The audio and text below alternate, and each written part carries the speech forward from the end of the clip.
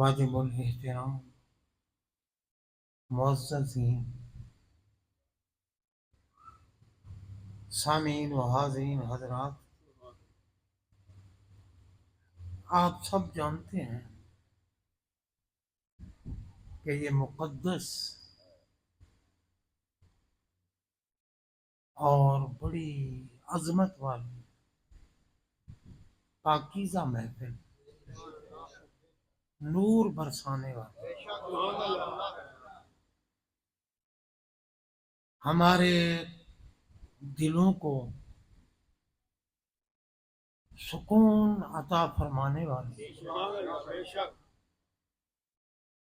ہمیں گناہوں سے نجات دلانے والی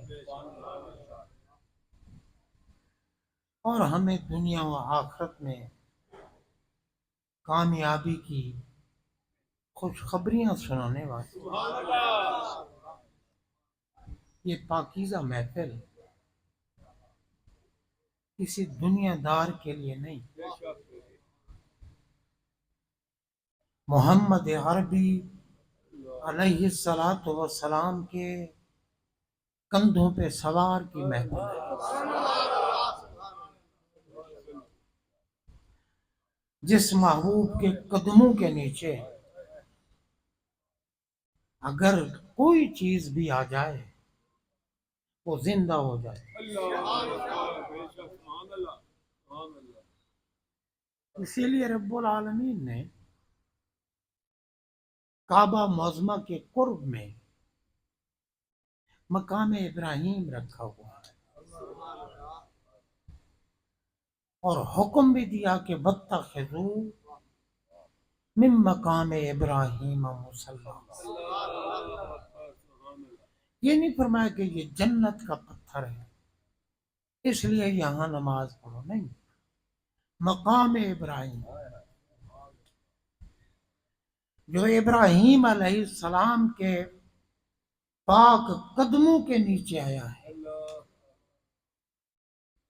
جس نے اپنے آپ کو نرم کر کے پیارے خلیل کے قدموں کو اپنے اندر سمایا ہوا ہے، اس کو جائے نماز بناؤ۔ اب آپ خود اندازہ لگائیں، بڑا مقام ہے خلیل اللہ کا، بڑا مقام ہے، بلند ہے،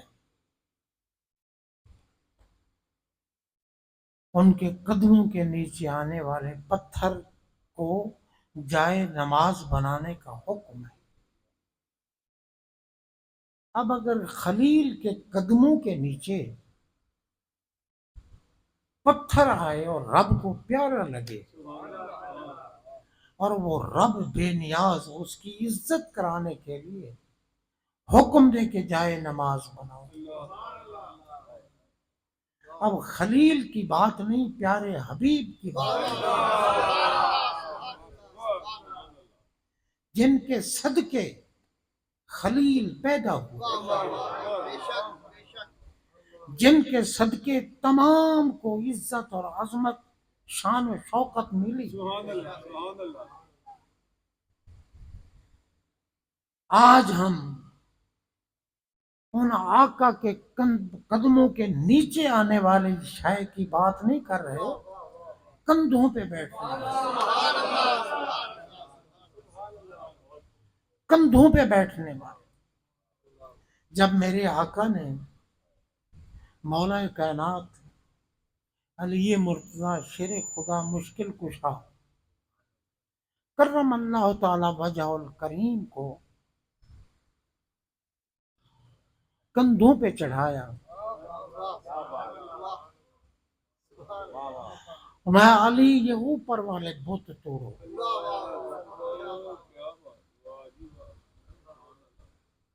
بعض بیچارے لوگ یہ کہتے ہیں کہ علی پاک نے عرض کی آقا آپ میرے کندھوں پہ سوار ہیں، لیکن سرکار نے فرمایا انک لا تستطیع حمل ثقل النبوت، اے علی آپ نبوت کا بوجھ نہیں اٹھا سکتے. غور کریں، بات کرنے سے پہلے کچھ سوچ تو لیا کرنا چاہیے. کیا سمجھا ہے تم نے علی کو؟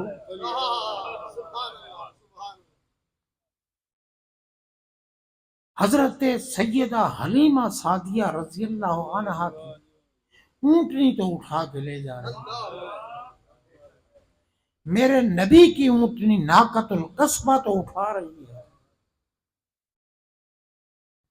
یافور دراز گوش گدھا تو نبی کو اٹھا رہا ہے، یہ جانور اٹھا رہے ہیں.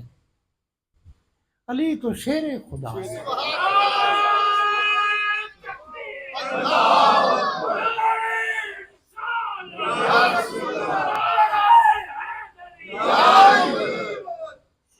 علی تو وہ ہیں جو خیبر کا دروازہ بائیں ہاتھ سے اٹھا اور ڈھال بنا لیتے، جو درے خیبر قلعہ کا دروازہ بائیں ہاتھ سے اٹھا سکتا ہے، اس علی کی طاقت کتنی ہو. سوچنا چاہیے بات کہنے سے پہلے کہ بھئی علی نہیں اٹھا سکتے نبوت کا بوجھ. اندازہ لگاؤ. یہ دیکھو نا، آج ہمارے عزیز، ہمارے محترم محمد مقصود صاحب نے اپنے بھائی، اپنے بہنوئی، اپنے بیٹوں کی میت میں یہ محفل سجائی ہے. یہ ایمان کی دلیل ہے، یہ محبت کی دلیل ہے. حسین پاک سے جس کو محبت ہے وہی مومن. عرض یہ کر رہا تھا کہ یار بات کہنے سے پہلے سوچ تو لیا کرو کیا کہہ رہے ہیں. مجھے تو یہ بغض علی کی علامت نظر آتی ہے. میرے نبی نے دنیا کو دکھانا تھا کہ پاگلو، میں تمام نبیوں کا، رسولوں کا، مرسلین کا، پیغمبروں کا سلطان ہوں، میں سب کا امام ہوں، میں اللہ کی ذات و صفات کا مظہر عتم ہوں، مجھ سے اونچا کوئی نہیں. اس لیے میرے کندھوں پہ سوائے ان تین کے اور کوئی چڑھ ہی نہیں سکتا. میں صرف کندھوں کی بلندی کی بات کر رہا ہوں. فرمایا یہ تین ہیں جو میرے کندھوں کے اوپر چڑھ سکتے، اس محبوب کے کندھوں کے اوپر جن کے قدموں کے نیچے عرش ہے.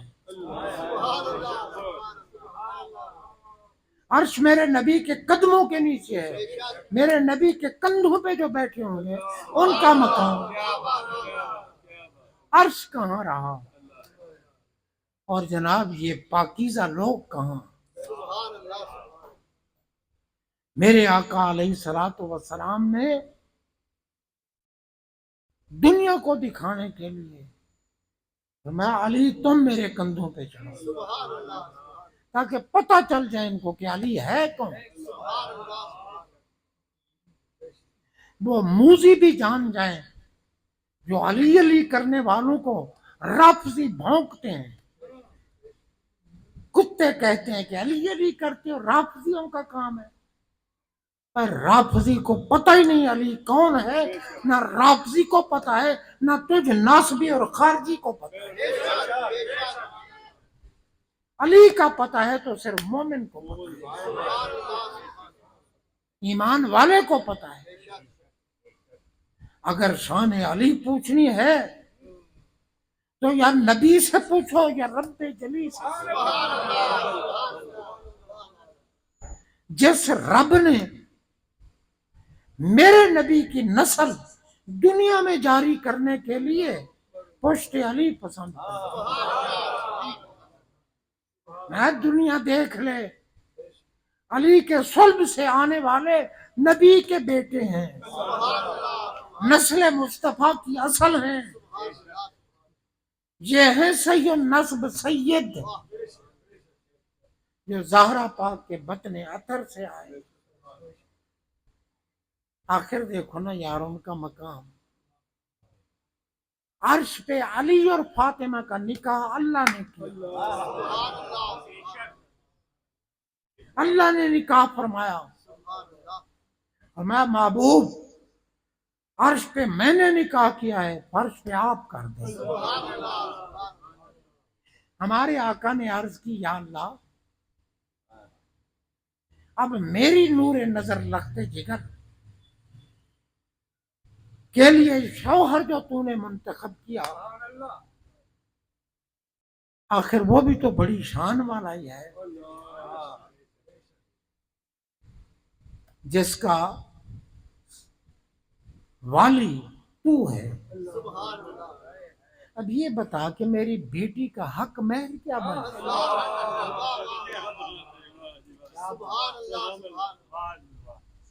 نکاح تو نے کر دیا، اور تیری ذات پاک بغیر مہر کے تو نہیں کرے گی نا،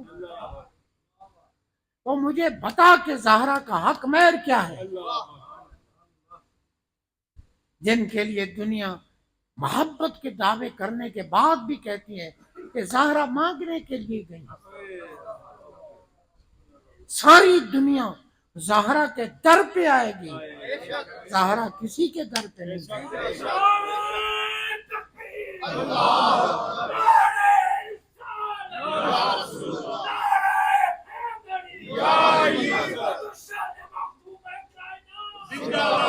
تو سر سے لے کر پاؤں تک نور ہے،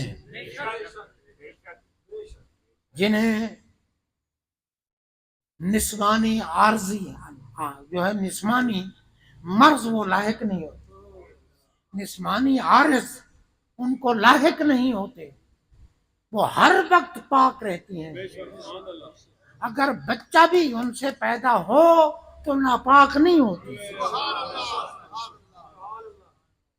ظہر کی نماز پڑھ لی، حسن پاک دنیا میں ظاہر ہوئے، زہرا کے بطن عطر سے عصر کی نماز آئی، بیوی پاک اٹھی نماز آئی، نہ وضو ٹوٹا نہ غسل ٹوٹا۔ ارے یہ گھرانہ ہی وہ ہے جن کے قریب نجاست نہیں آ سکتی،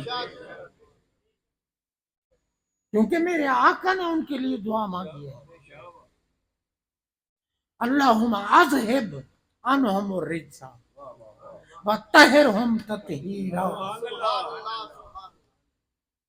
یا اللہ ہر قسم کی ناپاکی، چاہے وہ ظاہری ناپاکی ہے، باطنی ناپاکی ہے، حصی ناپاکی ہے، مانوی ناپاکی ہے، حقیقی ناپاکی ہے، حکمی ناپاکی ہے، اعتقادی ناپاکی ہے، عملی ناپاکی ہے، جس قسم کی ناپاکی ہے ان سے ہمیشہ دور رکھ۔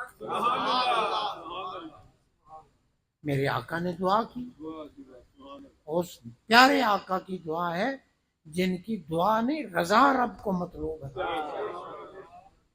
رضا کل احد یطلبون رضائی وانا اطلب رضا کا یا محمد صلی اللہ علیہ وسلم۔ محبوب ہر کوئی میری رضا چاہتا ہے، ہوں بے نیاز پر تمہاری رضا چاہتا ہوں۔ اندازہ لگائیں، تمہاری رضا چاہتا ہوں۔ میرے آقا نے دعا کی ان سے ہر وقت ہر قسم کی ناپاکی دور ہے۔ بندہ بے وضو ہو جائے تو اس کو حد سے اصغر کہتے ہیں،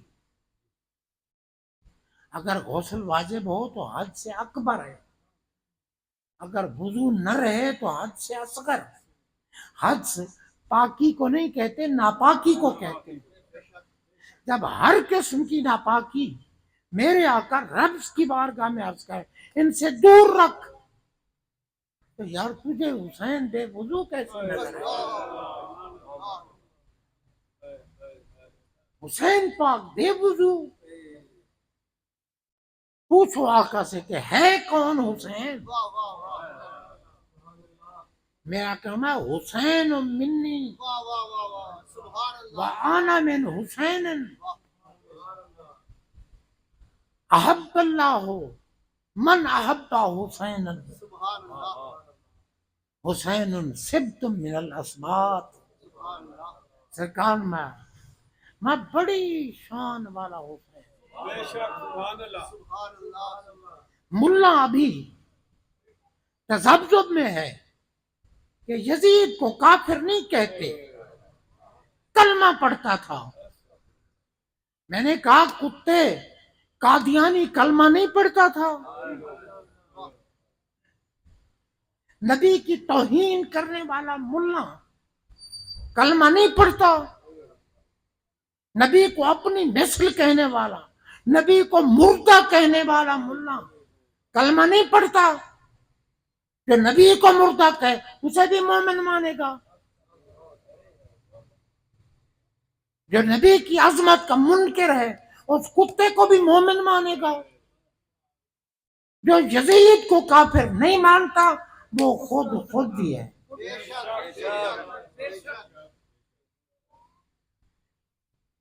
آقا کو ایذا دی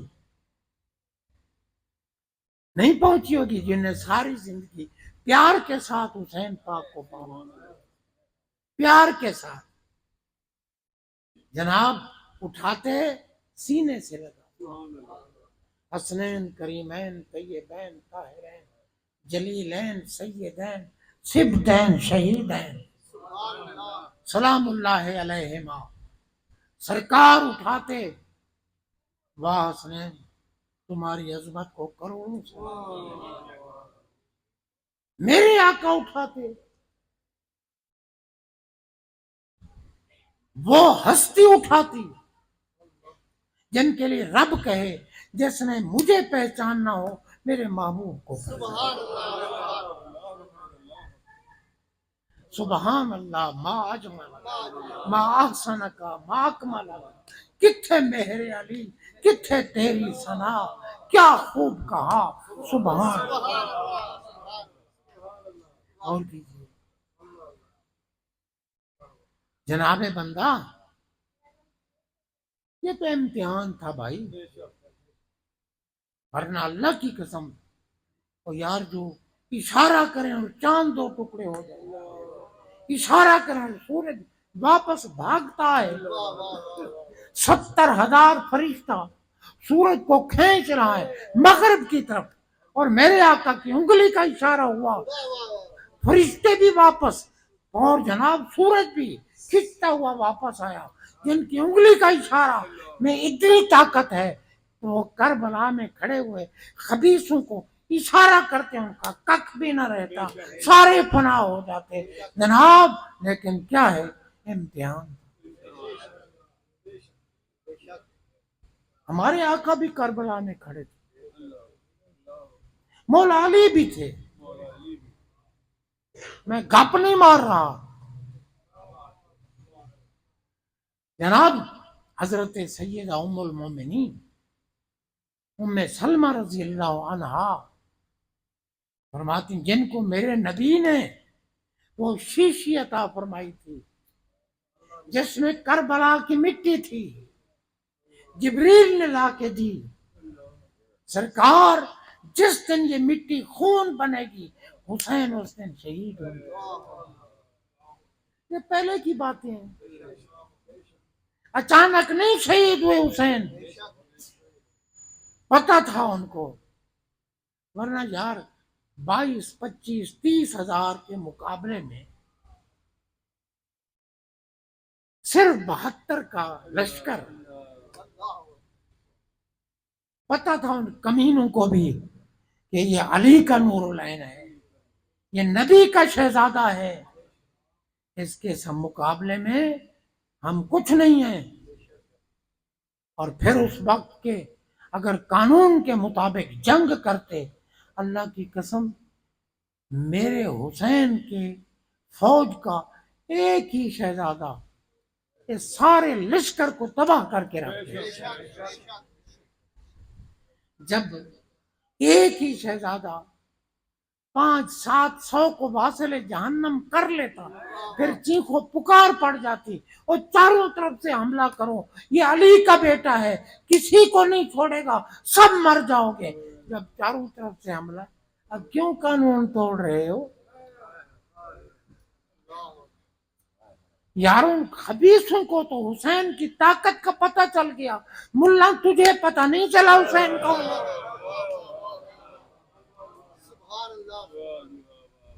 وہ بھی شہزادہ تھا، وہ بھی شہزادہ تھا، دو شہزادوں کی جنگ۔ اور یزید کمینہ کتا جہنمی کافر، وہ کہاں کا شہزادہ ہے؟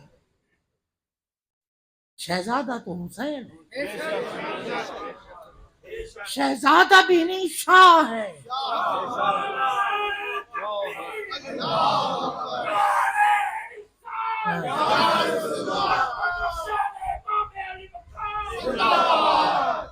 میں نہیں کہہ رہا،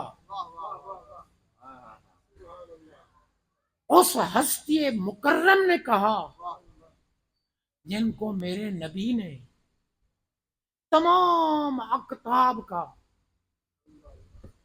کعبہ بنایا، امام بنایا۔ وعلیک السلام یا کتبہ مشائخ البر والبحر، سارے غوثوں کتبوں کا کتب اور شیخ، میں حسین کے مرید، اغواث بھی مرید ہیں، اقطاب بھی مرید ہیں، اولیاء بھی مرید ہیں، حسین جیسا ویسا بادشاہ نہیں۔ اسی لیے اجمیر کے خواجہ نے کہا نا، شاہ ہستو ہما کتو، یزید کو شاہ کہنا یہ جہالت کی دلیل ہے۔ یزید کہاں کا شاہ ہے؟ شاہ ہے تو میرے آقا کے کندھوں پہ سوار، شاہی ہے۔ بتاؤ تمہیں کہیں یزید نامی بندہ نظر آتا ہے؟ کوئی بندہ اپنے بیٹے کا نام یزید رکھتا ہے؟ مٹ گیا نا یزید، یزید مٹ گیا، یزید ختم ہو گیا، یزید پہ قیامت تک لعنتیں برسیں گی۔ حسین زندہ ہے، تھے بھی زندہ، ہیں بھی زندہ ہیں۔ اب دیکھو نا، رب نے کہا میرے راستے میں جو قتل ہوتے ہیں ان کو مردہ مت کہو، وہ زندہ ہیں۔ اب دنیا کہتی ہے دو شہزادوں کا مقابلہ، تو اگر یہ اقتدار کی جنگ ہوتی تو حضرت حسین سر کٹا کے قرآن کا مفہوم نہ بتاتے ہیں۔ قرآن کی عملی تفسیر امام حسین، امام حسین قرآن کی عملی تفسیر بنے ہیں۔ جناب قرآن نے کہا ہے اللہ کے راستے میں جو قتل ہوتے ہیں ان کو مردہ، مقتول فی سبیل اللہ مردہ نہیں ہوتے، بل احیاء، وہ زندہ ہیں۔ تمہارے حواس ظاہری ان کی حیات کا ادراک نہیں کر سکتے، زندہ ہیں۔ حسین پاک نے فرمایا ماننے والوں نے مان لیا، اللہ کے راستے میں قتل ہونے والے زندہ ہیں، مگر میرے لیے کچھ ناسبی، کچھ خارجی، کچھ کمینے، کچھ خبیث کہیں گے دو شہزادوں کی جان، میں سر کٹانے کے بعد تمہیں قرآن کا مفہوم بتاتا ہوں، بول کے بتاتا ہوں تاکہ پتہ چلے کہ میں اللہ کے لیے آیا ہوں۔ اس لیے نہ مرا تھا نہ مرا ہوں، تھا بھی زندہ ہوں بھی زندہ رہوں گا بھی۔ بندہ تلاوت کر رہا تھا نا، اتفاقاً تلاوت کر رہا تھا اور اس نے یہ آیت پڑھی سورہ کہف کی کہ ام حسبت ان اصحاب الکہف والرقیم کانوا من آیاتنا عجبا. فرمایا اس نے یہ آیت پڑھی نا کہ اصحاب کہف اور رقیم، تختی والے اصحاب، غار والے اصحاب، اللہ کی عجیب نشانیاں ہیں. حسین پاک میں عجبو من اصحاب الکہف قتلی و حملی. سب سے بڑا عجیب میں حسین ہوں. ان اندھوں کو نہیں پتا میں کون حسین ہوں. انہوں نے نہیں دیکھا نہیں سنا کہ میں آقا کے کندھوں کا سوار. ہم دونوں کو محبوب سینے سے لگا یزمہما و یشمہما، سینے سے لگا کے بوسے دیتے، چومتے اور سونگتے. کسی نے پوچھا سرکار سونگتے کیوں ہو؟ فرمایا الحسن والحسین ہما ریحان آیا. حسن اور حسین دونوں میرے پھول ہیں. کیا فرمایا؟ میرے پھول ہیں. گلاب کا پھول لے آؤ، گلاب کے پودے کے پاس جاؤ، کہو یہ پھول کس کا ہے؟ کہے گا میرا پھول.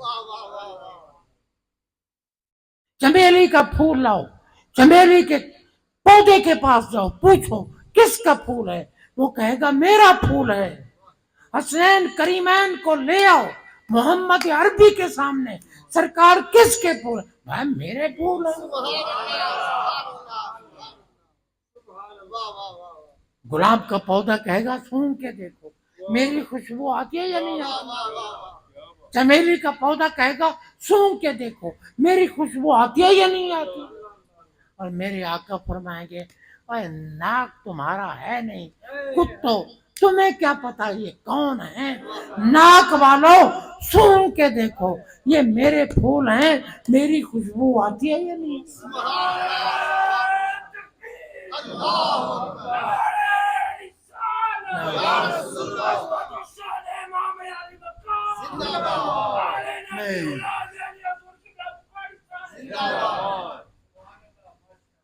تقریباً میں 5-6 دن پھرتا رہا ہوں. سخت گرمی، اور پھر کچھ جب ان ملاؤں کی وہ کلپ میرے سامنے کچھ لے آتا ہے نا، پھر مجھے آگ لگ جاتی، بے قابو ہو جاتا. کل میں نے وہاں پیر محل کے قریب بہت بڑا دربار ہے. یہ جناب قادر بخش والے ان کے مرید ہیں، کھریپڑ والے ان کے مرید ہیں، بہت بڑے آستانے ان کے مرید ہیں. ہر سال 9 محرم کو وہاں میری تقریر ہوتی زہر کے بعد. مولوی بتا رہا تھا کہ ہم نے پیر صاحب سے کہا آپ کے بارے کہ وہ اب کمزور ہو گئے ہیں، بوڑھے ہیں، بیمار بھی ہیں، تو کوئی اور مولوی نہ منگا لیجیے. نہیں، جب تک وہ ہیں جیسے بھی ہیں انہیں کو بولو. اس لیے میں آج بہت سخت تھکا ہوا ہوں، سخت میرے جسم میں یہاں درد ہے، بول نہیں سکتا، لیکن صرف محبت اہل بیت آپ کو بتانے کے لیے کہ اللہ کی قسم کسی کتے کی بات نہ سننا، اہل بیت کے پروانے بن جاؤ، دیوانے بن جاؤ. کیونکہ میرے نبی نے اللہ کی بارگاہ میں عرض کی اللہم انی احبہما فاحبہما واحب من یحبہما. یا اللہ یہ دونوں میرے محبوب ہیں، تو بھی ان کو محبوب بنا، اور جو ان سے محبت کرے اس کو بھی محبوب بنا. جس کے دل میں اہل بیت اطہار حسنین طیبین کی محبت ہوگی، اللہ کا وہ محبوب ہے، اور رب محبوبوں کو جہنم میں نہیں دے گا. اب کوئی کہے پھر تو اس کا مطلب یہ ہے کہ جنت میں تو پھر وہ پیٹنے والے جائیں گے، رافضی جائیں گے، کیونکہ انہیں بہت محبت ہے۔ اور میں نے کہا دکانداری ہے، محبت نہیں ہے۔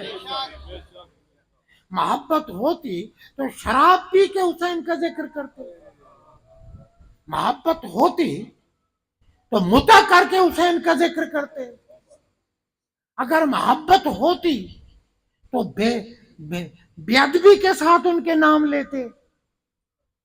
محبت نہیں ہے، وہ صرف ایک دکھاوا ہے۔ محبت ہے اہل سنت میں ہے، مگر ہمارے لوگوں نے ظلم کیا، ہمیں اہل بیت سے دور رکھا۔ اسی لیے آج ذکر حسین کی محفل ہوتی، یہ چھوٹی سی گلی بھی بھری ہوئی نہ ہوتی۔ قیامت کے دن جب ملا مرے گا اور جنت میں جانے کی بات آئے گی تو کھڑے تو ہوں گے علی پاک اور حسنین کریم، اور کہیں گے تو میری محفل کوئی بدعت کہتا تھا، حرام کہتا، کدھر منہ لے کے آ رہا ہے، دبا ہو جا کتے۔ جنت ہے تو صرف حسنی اور حسینیوں کے لیے ہے، شرابیوں کے لیے نہیں۔ شرابی کے خلاف تو میں لڑنے گیا ہوں۔ یزید چونکہ فاسق اور فاجر تھا، کافر تھا، کمینہ تھا، اس نے حرام کو حلال اور حلال کو حرام کیا۔ تو کافر نہیں کہتا۔ 3 دن اس کتے نے مسجد نبی میں گھوڑے بنوائے، 3 دن گھوڑے مسجد نبی میں۔ مدینے کی گلیاں خون سے رنگین ہو گئی، پاک دامن بیویوں کی عزتوں کو تار تار کیا گیا۔ حضرات محترم غور کیجیے، یہ نہیں ہے کہ جناب ہم یوں ہی ان کے پیچھے لگے ہوئے، نہیں، میرے نبی نے کہا ہے اہل بیتی کا سفینۃ نوح فمن رکب فنجا فمن تخلف عنہا فہلک۔ میں اگر بیڑا پار لگوانا چاہتے ہو پکڑو اہل بیت کا دامن، جو دامن ان کا پکڑے گا اس کا بیڑا پار، جو چھوڑے گا وہ ذلیل و خوار۔ حضرات محترم، ظالموں نے ہمیں اہل بیت سے دور رکھا ہے۔ حقیقت آج بھی باتیں ہوتی ہیں، ورنہ یار ہمارے نبی کے شہزادوں پر ظلم کیا جاتا اور ہم ذکر بھی نہ کرتے۔ اللہ تبارک و تعالی جل شانہ کرم فرمائے، کیونکہ یہ محفل تو پاک ہے لیکن جگہ پاک نہیں، اس لیے اب بدبو آنی شروع ہو گئی ہے۔ میں اب ذکر پاک نہیں کرتا، اللہ قبول